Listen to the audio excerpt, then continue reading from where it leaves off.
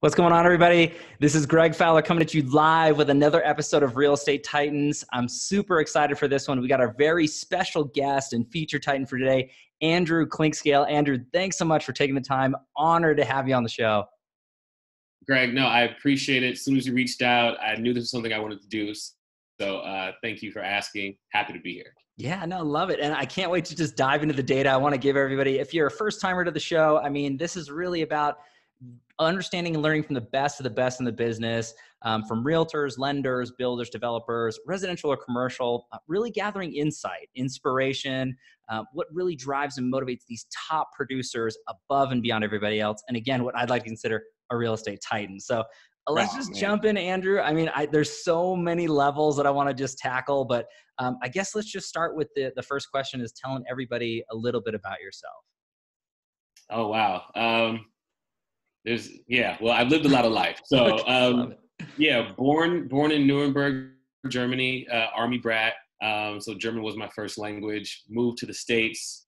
I was raised in the Midwest by a mixture of my mother and grandparents. So Milwaukee, then St. Louis. Right around 14 or 15, I ended up in the foster care system in St. Louis. So I spent 14 through 17 and a half in a boys' home. Emancipated myself at 17 and have not looked back. Like once I turned 17, I got into the arts, started writing, acting, singing, wanted to do all those things.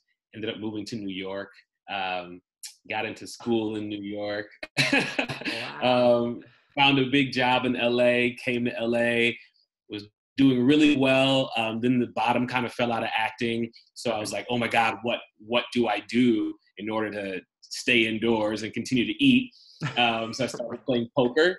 I played poker full time for 6 years.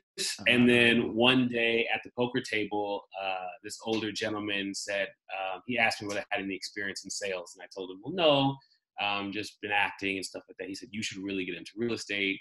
You have a gift of gab. You're great with people. I was like, okay, like I'll give it a shot. Right. Got my real estate license and realized that, 70% of my friends were all people who were in the industry or high net worth individuals who played poker. Obviously, I was playing at a much higher tick than I should have been playing at. And a lot of them bought houses from me. And so, from there, the TV show Love and Listings called and said, hey, I heard you were a celebrity real estate agent. And I was like, no, I just sell to my friends. It's not a thing. Yeah. They're like, well, we want you on the show. And the rest is history.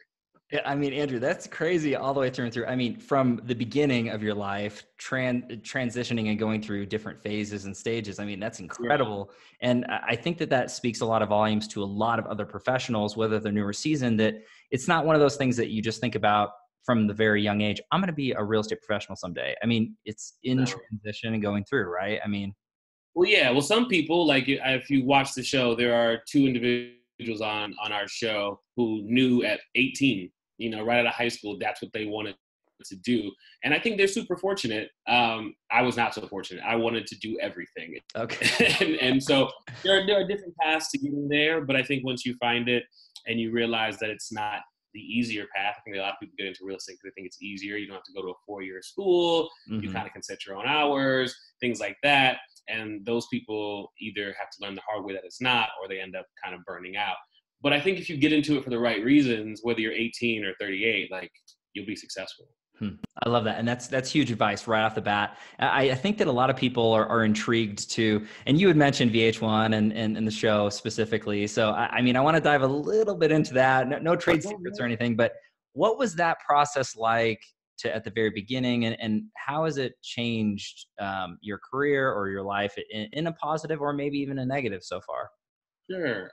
Well, being an actor first, we always had such a negative connotation, a negative outlook on reality TV. Sure. So when I got the call, my first answer was no. I was like, no. Okay. I had no desire to do any reality TV. I didn't know the production company. We hadn't gotten picked up by a network, so at that point it was just a production company making the show, and they were going to shop it to different networks. Interesting. So I told them no, thank you. And hung up. And then they called me back and they said, hey, you should probably look us up. We've won a lot of Emmys. We've done, Housewives and Married to Medicine and $1 Million Listing and all these things. Yeah. And I looked them up, did some research, and I ended up calling Ryan Serhan, who also works for my company, Nest Seekers. He works out of New York, and got in touch with him and was like, hey, I have this opportunity. What do you think? And, not in these words, but he told me very clearly, Andrew, do the show. Wow. He was like, whatever, premonitions you might be having or like boogeymen that might be floating around in your mind, don't listen to them. Do the show. It'll be great for you in the long run. Wow. So I called him back and I said, hey, about that hanging up earlier, I'm sorry. I apologize for hanging up to you. If you still want me, I'd love to come in and screen test. So wow. I did. And it's great. I mean, it's interesting. It's not the way I thought I'd end up on TV, which is very interesting. But it's also very, it's eye-opening. You learn a lot about yourself. You see yourself from different angles. You see how you handle situations that maybe might not come up in everyday life. And you learn how other people actually see you, because now you end up being a guest in your own life. So like instead of being the star, you're like the guest, and you get to sit back and say, wow, if I could have done that different, I'd have changed that, or I'm glad I did this way, and here's how I handle customers, and maybe I want to change that. So you get a very unusual look at yourself, which can be very healthy. Right. And that whole background is just incredible. The fact that your first impression was no, and reaching out to your peers, and you'd mentioned Ryan, and true professional in the field as well, and it's always great to be able to have reflection. And so after doing it, I mean, how have things changed at all? I mean, have they, or are you just kind of business as usual? Well, both, right? Business as usual. I think I've always done large deals. So I don't know that it's only been season 1. So I don't know that the amount of deals that I'm doing have gotten bigger, because I've been doing deals pretty consistent. I've been very fortunate, but my team has grown. So I always wanted to start a team. When the show came out, I started the Clinkscale group. And since, I guess, maybe the first week the show aired to now, I've added 6 members on my team here in Los Angeles. Wow. And we started a Clinkscale group San Francisco division as well. So fantastic. That is exploding and kind of growing, and those opportunities to mentor and speak publicly and, write, all these other things are happening while the real estate's staying strong. So. Okay. And I love that. And I want to shift gears into it, because we could talk about production in this all day long. And I know that everybody out there is freaking out on this data, but I want to go into the real need of this, particularly for everybody out there to get to know you deeper. It's questions thrown around quite a bit, but what is your why, Andrew? And I base it down this way. What motivates you? What drives you every day to get out of bed, to do what you do to the level you do it at?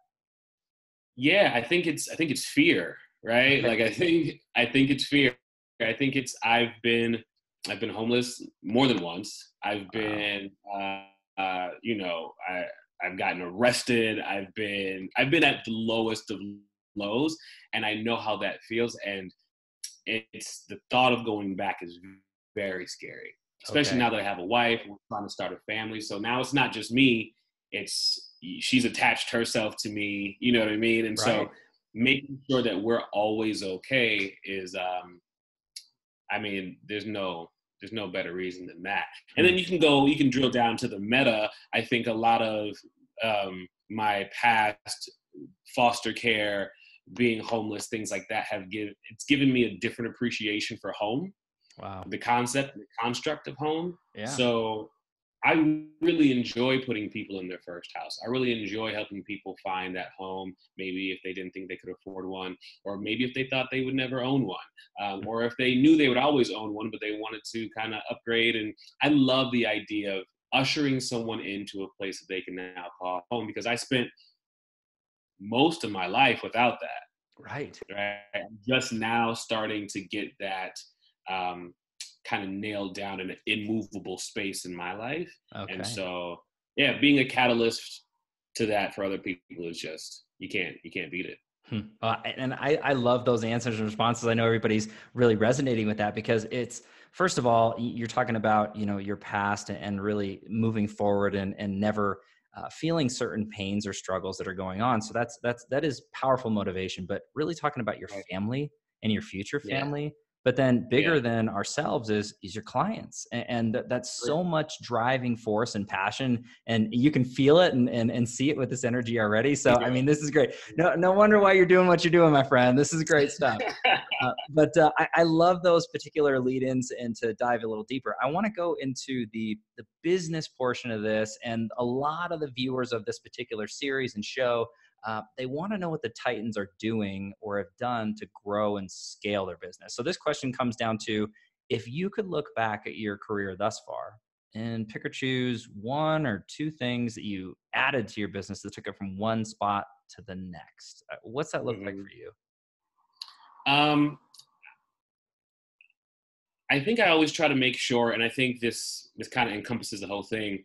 I try to make sure that there's more personal touch than business touch. Even though Wow. we're dealing with 5, 10, $20 million homes, we're dealing with millionaires, we're dealing with, crazy numbers. People still appreciate a phone call over a text. Mm-hmm.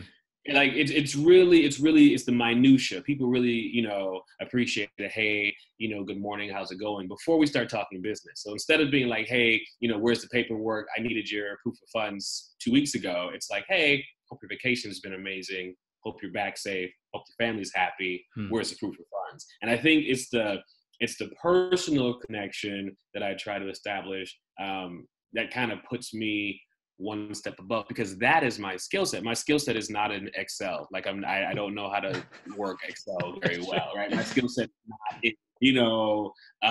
it's not, I don't have an MBA. I didn't graduate from college. I got my GED from high school. So while I feel like I'm very smart, I feel like my IQ is very high. I feel like my EQ is even higher, right? Love it. And I think that's where I double down. I don't hand out business cards, right? If you want to get in touch with me, like put your number in my phone, put my number in your phone. I'll call, I'll text you. We have really nice business cards at Net Secrets, but they're all sitting in my house. I don't use them. I hate them. That. So I really try to just capitalize on the EQ. I tell people all the time, like, you can't sell a house. Like it's impossible. A house is too expensive. Because when I think of selling something, I think of somebody walking in who doesn't want a particular thing, and then you convincing them to buy the particular thing. Right. So to me, you can't sell a house. What you can do is sell yourself as the best possible vehicle for that person to get from where they are to where they want to be. Beautiful. Right? So I don't sell houses. I sell EQ. I sell relationships. I sell a pathway to your end goal. Right. I mean, and to me, breaking it down for everybody who's watching or listening to this, I mean, that rings so true to so many of the top producers in any industry, in any field, any entrepreneur. It's about the people. It's about the relationship and being genuine in nature and really trying to connect. Yeah. The business portion, it's going to come through, right? You have to walk the talk, but at the end of the day, we work with who we know, like, and trust. And I love the fact that you're looking at it from back to the basics standpoint, but the true pros never leave the basics. So I love that. You hit it real good, Andrew. I mean, that was awesome for sure. Yeah. You just add on, you have these core things. It's like basketball, the fundamentals, you know how to dribble, you know how to pass, you know how to shoot. And then you add on the Euro stat. Love it. Love it. Yeah, absolutely. No, this is great. And this is huge takeaways for everybody. I mean, again, so not just necessarily looking at the next shiny bell or, the next latest and greatest, like, just be there, be present, be with the people, pay attention to them. I love that message. And it's not, to me, it's not spoken enough. I mean, people think it's common sense, but I guess it's not that common. But yeah, I think that's awesome. Not. I mean, I think I've gotten my biggest deals by making sure that the people around and the things around the people who are responsible for making the deal happen, making sure I connect with those. So like if you're selling a property and you're bringing your wife to help negotiate the price, I know that she's super important to you. So I'm going to make sure I connect with her. If you bring your daughter, you bring your son, if you bring your dog, like, I'm going to make sure that we connect. If you have sports cap on, we're going to talk about sports. If you have Porsche keys, we're going to talk about cars. Like, whatever you have going on that's outside of this deal, that's where we're going to connect, and then we're going to get to the deal. Wow. But that's directly being a human, and it's really taking the robotic nature out of the business and the transaction, right? And I love that. I mean, Yeah. I personally can't hear that enough. And I know there's so many other Yeah. producers that are like shaking their heads, listening or watching this, like, yes, Andrew, he's got it, and then some. So Yeah. tons of takeaways. I mean, I know we could go on and on about different takeaways and things how to grow and scale. Hopefully it's okay. I throw you under the bus a little bit, Andrew, but DM this man, reach out. I mean, he's a wealth of knowledge, just a true pro. So hopefully that's okay. I mean, I'm No, sure you get a lot, but yeah, no, it's one of my favorite things to do.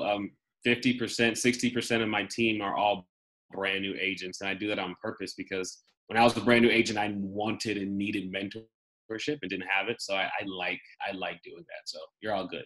killer. Love it. Okay. You heard it, everybody. Andrew said it. So I want to move on and shift gears. Now, this is the tricky part of this particular series and interview. All right. It's the challenge question. So Okay.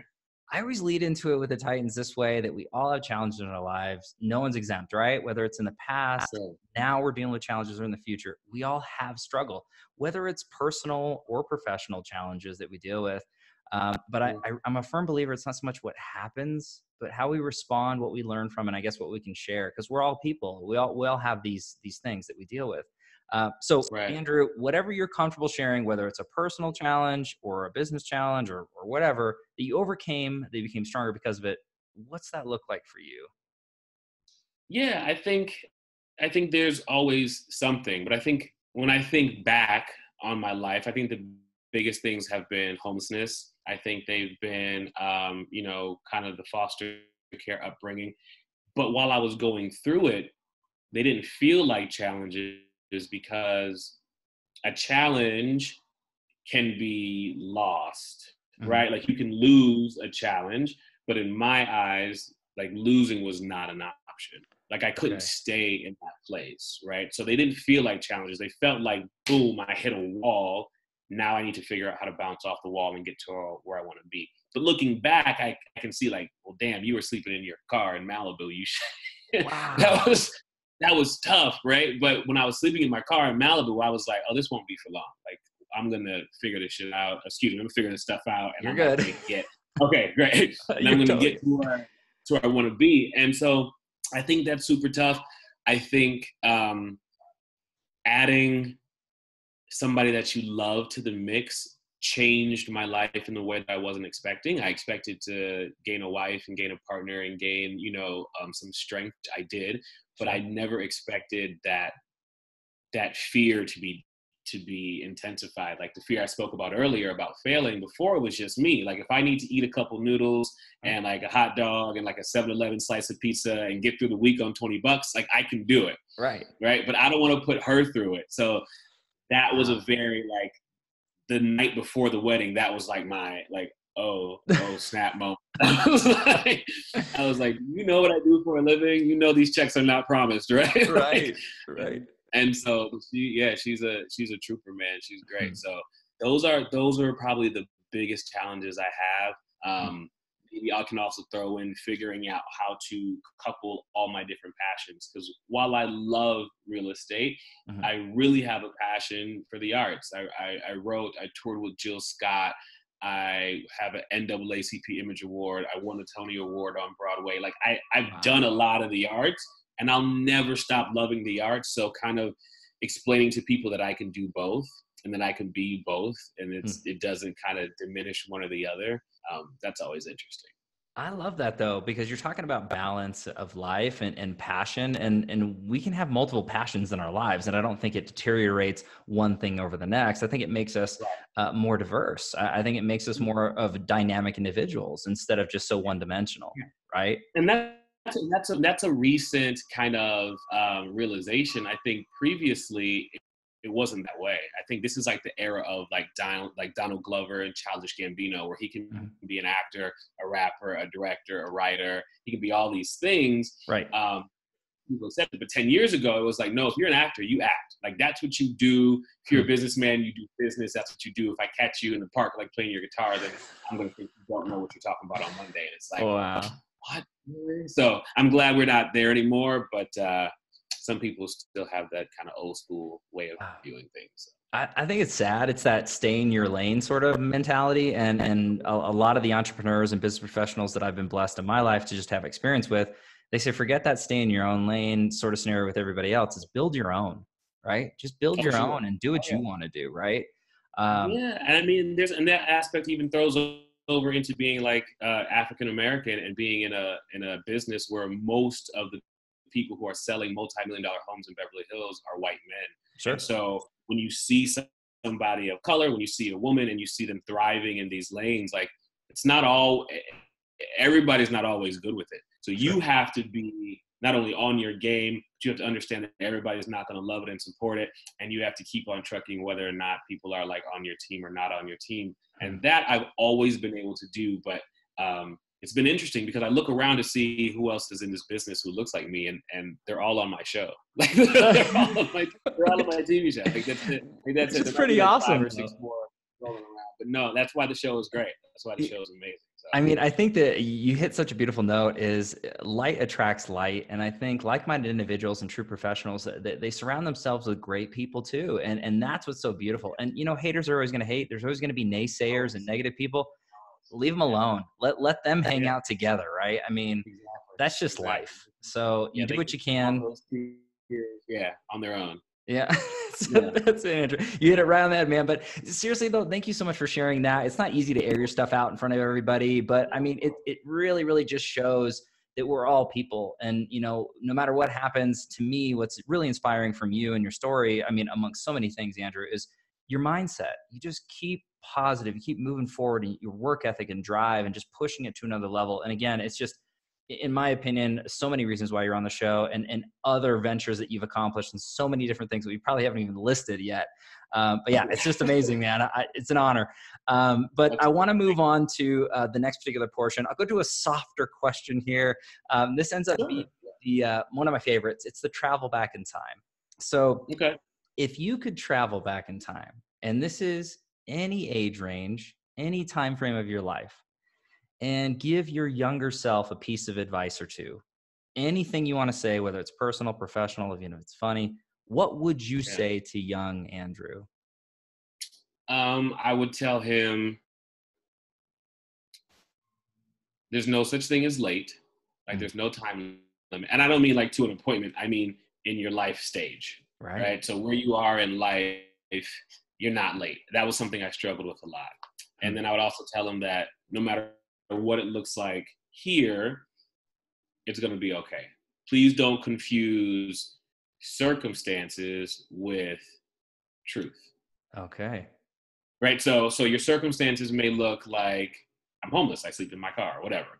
But the truth is, I'm an amazing businessman. I'm smart. I'm innovative. I'm going to find a way out. Both of those things can be true at the same time. Yeah. Right. So please don't confuse circumstances with truth, and please don't think that you are late. I spent maybe 12 to 16 months studying all the different people who made dramatic life and career changes after the age of 35. Right. You know what I mean? Like Vera Wang, Samuel L. Jackson, all these people decided, Christy Alley, all these people decided to do what they're doing, what they're famous for in their 40s, 38, 45. And so when I was 28 and I was freaking out because I felt like I hadn't figured it out, I was like, you're not late. There's no such thing as like, calm down, you'll be okay. And I think a lot of people go through that. And so I would tell that to them too. I love that you mentioned that, Andrew. And again, that's so for a lot of people that consume this type of content, and a lot of top producers or professionals in any business, I think we all push ourselves to be 10 steps ahead of where we are, no matter how far ahead we are. And I think that message is, again, don't rush it, appreciate where you're at and appreciate that journey. But having, again, that positive mindset. You literally said, hey, you know, I'm not this guy that's homeless right now. I'm moving forward. I'm pushing. I'm intelligent. I'm an innovator. I'm a businessman. Like all that stuff is not just naturally in there. That's work. That's a mindset that you've really forged and grown. And you have to put effort into those things. And I think but that's a huge message for not just young Andrew, but everybody who's watching or listening, myself included. And I think really not necessarily becoming what you are in your circumstance. You can always change. It's never too late. I mean, you mentioned a bunch of actors. I think Morgan Freeman's another one who I think, what was it, Shawshank Redemption or something like that? And he was in his mid 40s or late 40s, and then he just skyrocketed. And you go to Samuel L. Jackson, and I think he was in Coming to America when he was probably like 36 or 37. He had like one scene in there, and that was the first time you knew who he was. But I mean, now the guys, I think he might have just turned 70. He's the highest grossing box office actor like to date. So yeah, please don't think that you're late. There's no such thing. The list goes on and on. No, that's great. I mean, we don't want to give too much away, but this is really, really good, Andrew. I mean, seriously, so many good takeaways, really usable information. I love this. I want to shift gears. This is another crowd pleaser for the particular series, and we're almost wrapped up here, but this one ends up being the feeding of the mind question. So a lot of viewers, whether watching or tuning in, they want to know what the Titans are feeding their minds, how they're growing with books you're reading or read, podcasts you're listening to or listen to, anything along the lines of influencers, coaches, mentors. How are you feeding your mind? How are you growing? So I like to make sure I'm consuming things from a wide variety of spectrums, because while I work in the business world, I often deal with the celebrity and the entertainment world. So I like to read Ta-Nehisi Coates is one of my favorite authors. His books are really amazing. I listen to a podcast called At Scale. It's about the inner workings of startups. I like to read a lot of autobiographies because I feel like the best information out there is how somebody else did it, right? How somebody else took their situation and changed it into where they've become. So I just read Tiffany Haddish's book. I just read Charlemagne the God's book. And so I like to catch up on people's journey. And I like to see the behind the scenes. That's why I think the podcast At Scale is so great, because they don't talk about just the success story. They talk about how the company almost failed and, when they almost went bankrupt and how they got out of that. And I think those are the things that make anything work. Marriages, relationships, businesses, not the days that are great, days that are shitty. Like those are the ones. Yeah. 100%. And those are the days that make us or break us one way or the other.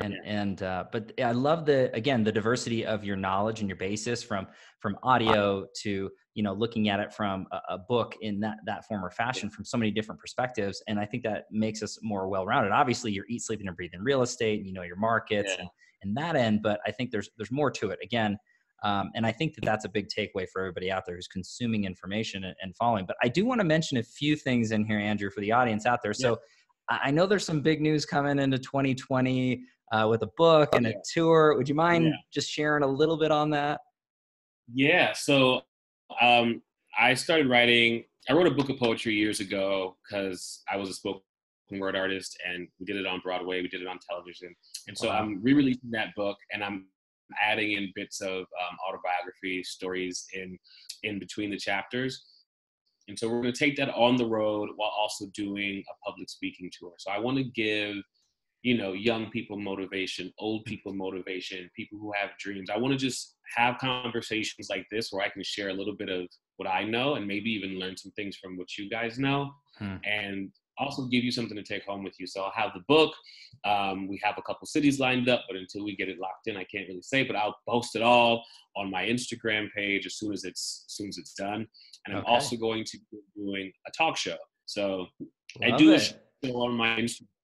I do a show on my Instagram every Friday. It's called Brewski with Drewski. I literally have a beer with the audience and we talk about whatever people want to talk about. We talk about real estate, we talk about current events, we talk about whatever's going on. Love it. And it's gotten so popular that I got a phone call that said, hey, would you want to do this in front of a live studio audience, possibly shop it to network? Absolutely. I would 100%. So we're in pre-production now. If you're in the Southern California area, or if you're going to be, keep a lookout, because it's going to be free for the studio audience. And then sometime in 2020, probably more towards the middle, you'll see it popping up. I'll start telling you where you can find it online and things like that. Love it. And so for the audience out there in the Titan Nation, we're going to have links in the comments down below. Anything that Andrew puts out, we'll share with everybody. That way you can follow along. And again, really just enjoy this man's knowledge and story and expertise. I mean, there's so much here, Andrew. It's incredible. I mean, it's been amazing. So many takeaways, so much usable information, and just feeling your warm energy and positive information out there in the community. I mean, it's been amazing. I want to wrap everything up with a final question. For everybody out here. And this ends up being a quote or mantra that you might live by that sums you up as a man, as a professional. What's that look like for you, Andrew? Oh, wow. That's a good one. If I had to think of one thing that probably keeps me going, probably keeps me focused, is it's not as bad as it seems. It's always a lot better. Wow. Like I said, I think everybody can handle the good days just fine. It's those days when you get frustrated, and sometimes when you start dwelling on the negativity, you start losing sleep, and it becomes this huge monstrous thing. When in reality, you've just built it up to be that thing. It's not that big. It's not that bad. As a matter of fact, it's probably a lot better. It's probably a lot better than you think it is. So it's not that bad. It's probably a lot better. Wow, that's huge. I mean, again, that just rings all the positivity and mindset motivation throughout this whole thing. Andrew, I am so honored as always. Really, thank you so much. You are an official real estate titan, my friend. So thank you so much. Yes. But everybody out there, as always, thank you so much for your love and support, your time and attention. If you like what we're doing here with Real Estate Titans, please don't forget to like the Facebook page, subscribe to our YouTube channel, and have a listen on iTunes, Spotify, and Google Podcasts. Live every Tuesday and Friday afternoon. A different Titan, a different location. We'll catch everybody in the next live episode of Real Estate Titans. Take care.